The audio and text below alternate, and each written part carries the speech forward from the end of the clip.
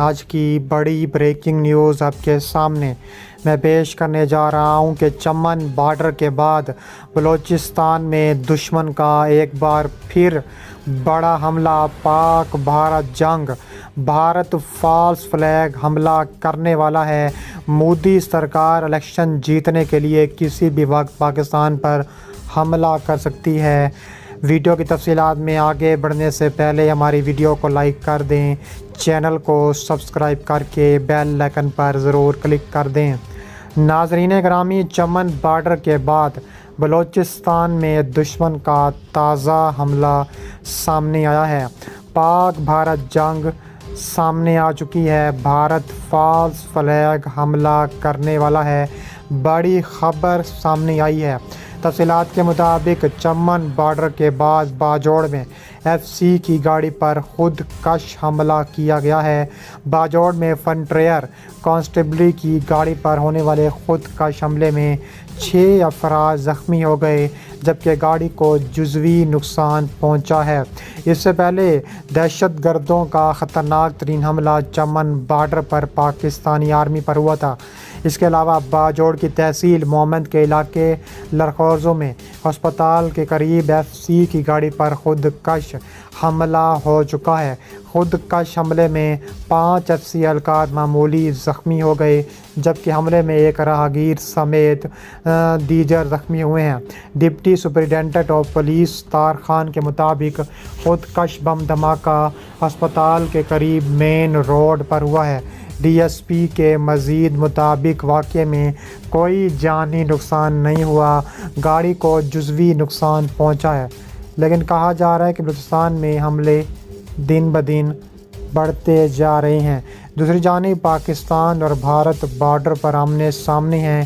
بھارتی نریندر مودی الیکشن جیتنے کے لیے ایک بار پھر پاکستان پر حملے کے لیے تیار بیٹھا ہے۔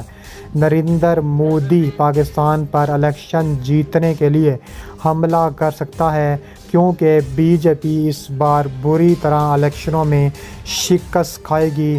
مودی سرکار کی پرفارمنس بگڑتی ہوئی بھارت کی سہولیات کے بعد اب مودی سرکار سوچ رہا ہے کہ کس طرح الیکشن جیتا جائے، تو اس لیے وہ بارڈر پر اسلحہ پہنچا رہا ہے۔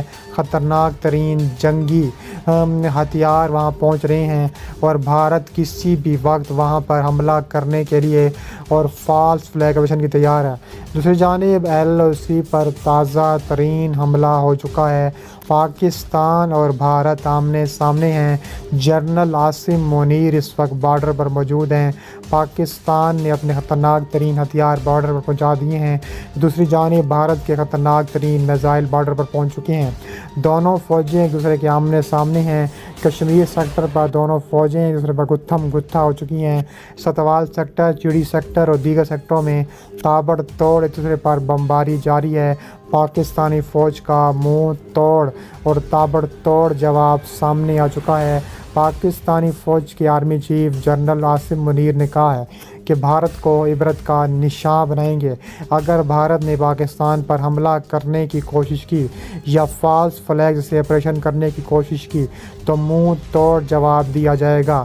اس کے علاوہ انہوں نے مزید کہا کہ اب وقت آ گیا ہے کہ بھارت کو سبق سکھایا جائے۔ اس کے علاوہ کہا جا رہا ہے کہ چین بھی بھارت کے سامنے آمنے سامنے ہے۔ چین بھی خطرناک ترین حملے کے لیے تیار بیٹھا ہے۔ لداخ میں دونوں فوجیں آمنے سامنے ہیں۔ امریکہ بھی میدان میں آ چکا ہے۔ اس کے علاوہ 1.5 برس سے زیادہ گزرنے کو ہے۔ دونوں جانب سے دونوں فوجیں گتھم گتھا ہیں۔ پی ایل اے کرنل لاؤ شنگھوا نے ایک بیان میں کہا ہے کہ چین اور انڈیا کے تعلقات کے پہلوؤں اور دونوں ملکوں کی افواج کی صورتحال کے مد نظر چین نے سرحدی کشیدگی ختم کرنے کی بے انتہا کوشش کی اور اپنی سنجیدگی کا مظاہرہ کیا۔ 1.5 برس قبل لداخ خطے کی گلوان وادی میں دونوں ملکوں کی افواج کے درمیان خون ریز ٹکراؤ ہوا تھا اور سینکڑوں میں چینی افواج کی پیش رفت ہوئی۔ اب چین اور انڈیا چینی فوجیوں کی پرانی پوزیشن پر واپسی کے لیے بات کر رہا ہے۔ چینی فوج پینگونگ سو جھیل اور بعض دوسرے مقامات سے پیچھے ہٹ گئی، لیکن عسکری اہمیت کے حامل ڈیپ سانگ پلین، ڈیم چوک، ہاٹ اسپرنگ اور کئی دیگر علاقوں میں اب بھی پوری جنگی ساز و سامان کے ساتھ موجود ہے۔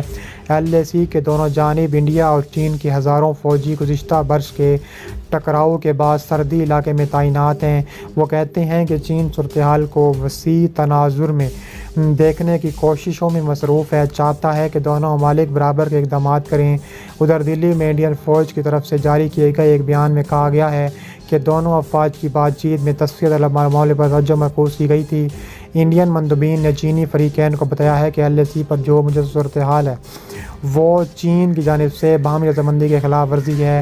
انڈین فوجی مندوبین نے مذاکرات میں باقی جگہوں کے سوالوں کو حل کرنے کے لیے تعمیری مشورے دیے، لیکن بقول ان کے چینی مندوبین نے اس سے اتفاق نہیں کیا، نہ ہی اس کی جگہ کوئی متبادل تجاویز پیش کی ہیں۔ اس لیے اس میٹنگ میں باقی ماندہ علاقوں کا کوئی حل نہیں نکل سکا۔ مذاکرات میں انڈیا کی قیادت لداخ خطے کے corps commander lieutenant general PJ مینن کر رہے تھے، جبکہ چین کی جانب سے شنجیانگ ملٹری خطے میں کمانڈر میجر جنرل یو لین نے بات چیت کی ہے۔ بعض خبروں میں بتایا گیا ہے کہ انڈین فوج نے مبینہ طور پر بعض چینی فوجیوں کو کچھ دیر تک پکڑ کر رکھا ہے۔ انڈین فوج کے حوالے سے بتایا گیا ہے کہ اروناچل پردیش میں داخل ہونے کی دونوں نے کوشش کی، انڈین فوجوں سے ان کی ہاتھا پائی ہوئی، انہوں نے چینی فوجیوں کو واپس پیچھے دھکیل دیا ہے۔ اگست کے اوائل میں انڈیا اور امریکہ کی افواج نے اپنا انڈیا کی شمالی ریاست ہماچل پردیش کے علاقے بکلو میں وجر کے نام سے مشترکہ فوجی مشقیں کی ہیں۔ انڈیا نے پہلے ہی مغربی بنگال کی ہشیمیار ایئر بیس پر فرانس سے خریدے گئے جنگی رافیل تعینات کر دیے ہیں۔ دوسری جانب مزید کہا جا رہا ہے کہ لداخ میں بھارت کو ایک اور بڑا خطرناک جھٹکا ہوا ہے۔ Geo.tv کے مطابق لداخ کے مزید کئی علاقوں پر چین کا کنٹرول، کشیدگی بڑھ گئی، بھارت چین آمنے سامنے خوفناک جنگ کا خدشہ پیدا ہو گیا۔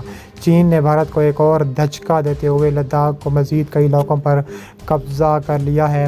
مسئلہ کشمیر کو دو طرفہ ایشو دینے والا بھارت، لداخ تنازع کو اپنے پسندیدہ فارم پر دینے والے بھارت کو خطرناک حد تک پہنچا گیا ہے۔ بھارت کی مودی حکومت نے خطرناک ترین ملکی پارلیمان کو آگاہ کیا کہ مشرقی لداخ میں LAC کی معروف پینگانگ جھیل پر چین نئے پل کو تعمیر کر رہا ہے، وہ غیر قانونی طور پر قبضہ کیے گئے علاقے میں واقع ہے۔ اس کے علاوہ مشرقی لداخ میں لائن آف ایکچوئل کنٹرول کے قریب بنیادی ڈھانچے کی تعمیر کو جاری رکھتے ہوئے چین معروف جھیل پینگانگ پر ایک نیا پل تعمیر کر رہا ہے۔ یہ پل لائن آف کنٹرول کے بالکل قریب واقع ہے اور گزشتہ چند ماہ سے زیر تعمیر ہے۔